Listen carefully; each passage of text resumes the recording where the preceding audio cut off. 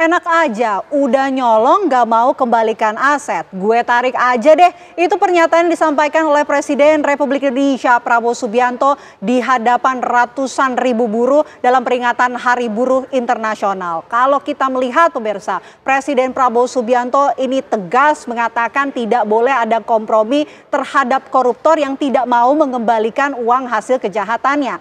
Kalau kita melihat lagi pemirsa, sejauh ini juga pembahasan rancangan undang-undang perampasan aset masih mengendap di DPR dan tak kunjung disahkan hingga saat ini. Apa sebetulnya yang ditunggu dan bagaimana pula respon dari Dewan Perwakilan Rakyat merespon adanya desakan dari Presiden Prabowo untuk segera mengesahkan RUU perampasan aset tindak pidana? Itu akan menjadi pembahasan kita dalam dialog Apa Kabar Indonesia malam hari ini bersama dengan sejumlah narasumber. Saya ingin memperkenalkan, ini ada wanita cantik kuning biru menyala di sebelah saya. Ada Ibu Yenti Garnasi selaku pakar hukum pencucian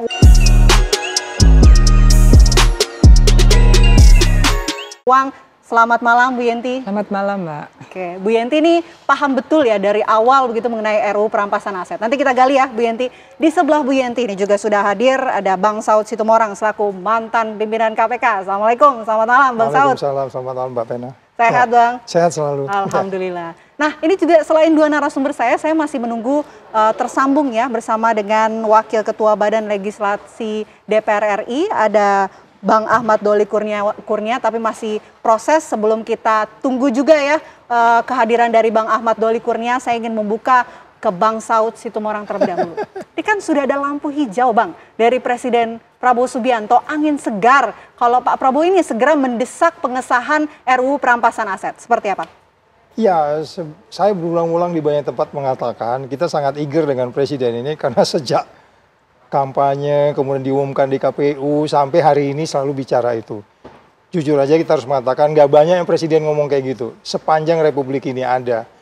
Cuman kan kita jadi khawatir, kita kan nggak mau beliau hanya menyampaikan deliver the message, kirim signal ke pasar bahwa dia anti korupsi, tapi kemudian once itu di pelaksanaan tidak proven gitu ya.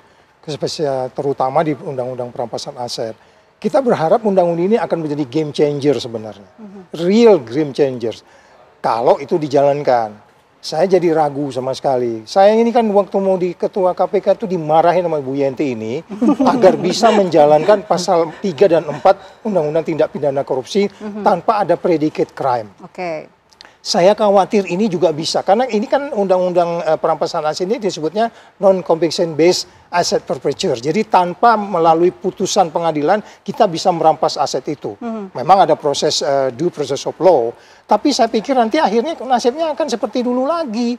Jadi harus ada predicate crime, ya nggak selesai. Itu sebabnya semangat Pak Prabowo ini kita dorong untuk kemudian memahami detail-detail dari perampasan aset itu. Sehingga nasibnya tidak seperti Ibu Yenti marah-marahin saja. Pak Saud, nggak perlu predicate crime. Pokoknya itu uang orang hasil kriminal, udah adilin aja gitu. Saya khawatir itu. Jadi kita optimis dengan game changer itu. Tapi saya katakan kembali lagi, kalau kemudian Pak Prabowo tidak mengirim sinyal yang kuat terhadap koalisi di DPR, karena ini sudah jelas, bahkan saya masih di Badan Intelijen Negara. Tahun 2003 udah belajar tentang ini. Nah, Ibu Yenti bisa menjelaskan bagaimana perjalanannya. 2003 loh, berarti hampir 25 tahun. Undang-undang perampasan aset ini, entah kemana rimbanya nggak tahu. Mbak Yenti bahkan udah masuk ke detail-detail, nanti bisa menjelaskan. Mungkin gitu dulu Mbak. Oke, itu dari Bang Saud. Mungkin langsung direspon. Ini kan bisa bilang kabar baik begitu ya. Tapi kalau Bu Yenti juga bisa menggambarkan dari awal nih prosesnya seperti apa, kok lama banget sampai sekarang belum disahkan juga. Sebetulnya kan penyitaan aset untuk hasil kejahatan itu kan tidak harus dari korupsi aja ya, dari mana, dari kejahatan apapun ada itu. Tetapi menjadi sangat menjadi pusat perhatian ketika kita memang meratifikasi konvensi UNCEC 2003 tadi disebutkan kan. Nah, kemudian 2004 itu kita ada dari Bappenas ya, ada tim ya yang membuat blueprint untuk 20 tahun 2005 sampai dengan 2025 ini, yaitu antara lain bahwa capaian kita harusnya indeks persepsi kita harus 60, kita sekarang 37, berarti kan nggak sesuai. Kemudian harus lembaga-lembaga apa yang kita harus miliki, undang-undang apa yang harus ada. Jadi waktu itu semua ada termasuk LPSK, undang-undang tipikor, lembaga peradilan tipikor, dan kemudian juga aset recovery. Jadi kalau mau bicara akan memberantas korupsi, dulu tim itu namanya Rencana Aksi Nasional RAN PK, Pemberantasan Korupsi. Masanya Pak SBY. Kemudian zamannya Pak Jokowi dirubah menjadi Stranas, tapi tetap itu di koridor 2005 sampai dengan 2025.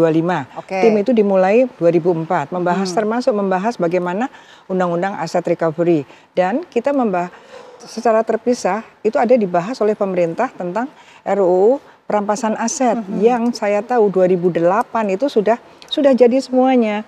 Tinggal Aset Recovery Act itu, aset recovery itu mau kita terjemahkan sebagai apa? Perampasan atau pemulihan aset atau pengembalian aset. Hanya itu kok, hanya namanya apa? Tinggal itu aja begitu? Tinggal itu aja. Mungkin Pak SBY maksudnya masih ingat. Tinggal itu saja. Saya berpikir mungkin 2009-2010 konsentrasinya ke pemilu kan, jadi terlupakan gitu. Jadi tapi gini Pak Saud, salah satu yang ditakuti lah memang NCB tadi, non conviction based asset forfeiture. Tetapi aset recovery itu bukan hanya itu, mulai dari menyita di dalam penyidikan aset korupsi, kemudian manajemen aset. Ketika ada disita diapakan, jangan sampai hilang. Sampai sekarang ditanyakan, ada dari Kejaksaan Agung menyita hampir 1 triliun di mana, emasnya taruh di mana. Nah itu diatur semua. Kemudian ada sharing aset. Ketika kita menangani suatu korupsi kemudian berkaitan dengan negara lain dan uang atau hasil korupsi itu ada di negara lain, itu nanti akan dihitung aset sharing untuk negara itu berapa yang disesuaikan dengan kebiasaan internasional. Kemudian itu penyitaan, perampasan, dan penempatan itu nanti di mana, sehingga ada waktu itu udah detail sekali ya, putusan pengadilan pun tidak boleh lagi disita, dirampas untuk negara, gitu nggak boleh, harus untuk negara, sekyu kementerian mana. Nah disitulah recovery-nya, pemulihannya. Kalau tadi korupsi jembatan, harusnya sekyunya ke PUPR. Bikinlah jembatan itu, pulihkan kebutuhan masyarakat atas jembatan yang harusnya jadi, tapi tidak jadi karena dirampok tadi. Bu Yenti, sambil kita nanti melanjutkan ya penjelasan mengenai proses rancangan undang-undang perampasan aset ini, juga kami sudah menyiapkan, ini ada grafis yang akan kami tayangkan untuk Anda di layar kaca mengenai lika-liku rancangan undang-undang perampasan aset. Pemirsa, ini dari awal, dari tahun 2008 yang telah diinisiasi oleh PPATK, kemudian ini berlanjut, ini di tahun 2008 ya tentunya lika-liku ini dimulai, kemudian berlanjut di tahun 2016 sampai dengan 2019, di mana draft awal ini mandek dan belum menjadi prioritas dari Dewan Perwakilan Rakyat. Selanjutnya di tahun 2020 sampai dengan 2022 ada dorongan dari publik dan juga media dan akhirnya bisa masuk ke dalam prolegnas di tahun 2020 dan juga di tahun 2022. Selanjutnya di tahun 2023 pemerintah ini menyerahkan draft ke DPR dan polemik ini sempat terjadi di antar fraksi. Tahun lalu, tahun 2024, pembahasan dari RUU perampasan aset ini intens dilakukan, revisi, kemudian lobby-lobby antar partai ini berlangsung pada tahun 2024. Dan di tahun 2025 yang kita saksikan beberapa hari lalu, pemirsa, ada Presiden Prabowo Subianto yang berpidato dan menyampaikan mengenai komitmen eksekusi.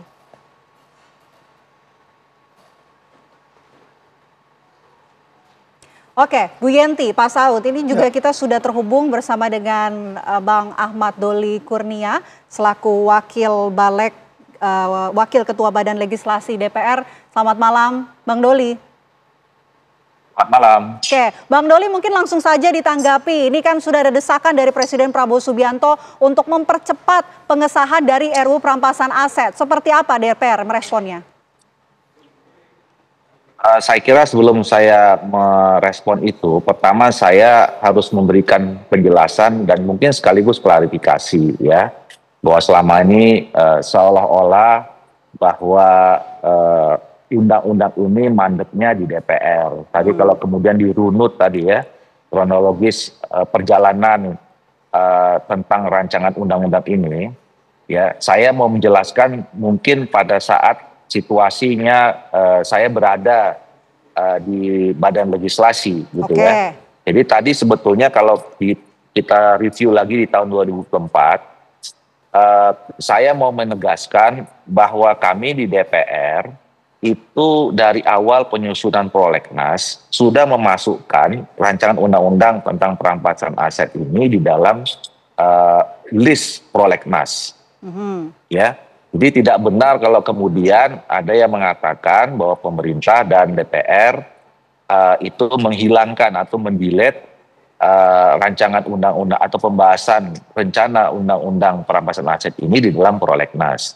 Dan itu dilakukan dengan tanpa susah payah, seperti yang tadi digambarkan ada lobby-lobby partai gitu.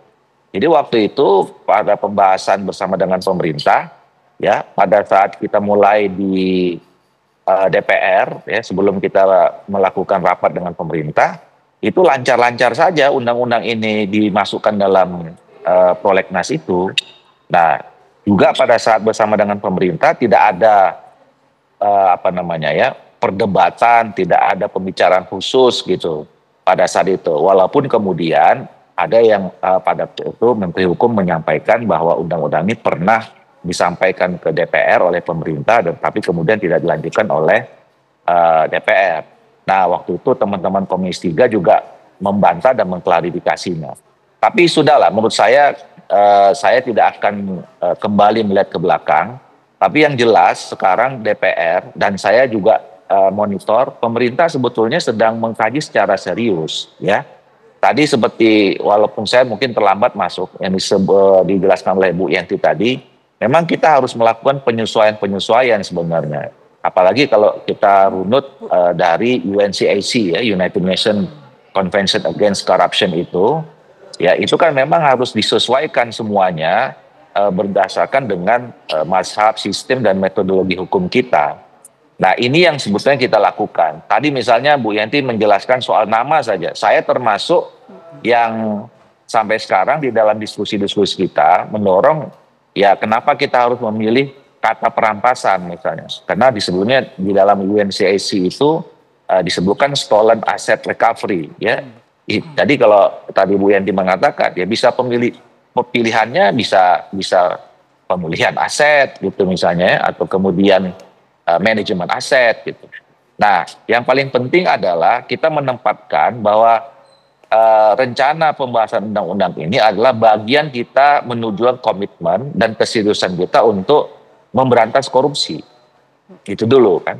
Nah, dan sekarang kita sudah merubah. Dulu kan namanya rancangan undang-undang perampasan aset. Tapi dalam prolegnas sekarang kita sebut namanya rancangan undang-undang perampasan aset terhadap tindak pidana. Nah, dalam diskusi berikutnya, saya juga kemarin mendorong, ya tindak pidananya harus tindak pidana apa? Kalau kemudian tadi kita semua sepakat ini adalah bagian dari memperkuat kita untuk melakukan pemberantasan korupsi, Bang Doli, ya saya kira kita fokus saja. Ya. Oke, Bang Doli, ini artinya sudah ada klarifikasi DPR kalau ternyata ini tidak dihapus, masuk dalam list, tapi belum jadi prioritas. Kok belum jadi prioritas? Apa sih kendalanya? Mungkin ditahan nanti ya Bang Doli, dijawab usai jeda. Apa kabar Indonesia Malam akan kembali untuk Anda sesaat lagi.